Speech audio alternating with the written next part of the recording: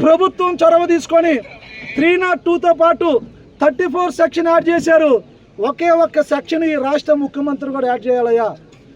120B ఎక్కడైతే దాడికి పాల్గొనడానికి 11 మంది స్కెచ్ చేసి దారి కాచినటువంటి కేసులో 120B 34 సెక్షన్ 149 కనుక యాడ్ చేస్తే తప్పకుండా ఈ దాడి చేసినటువంటి నిందితులకి బెయిల్ రాకుండా యావజ్జీవకార శిక్ష వేయటానికి సరిపోయింది.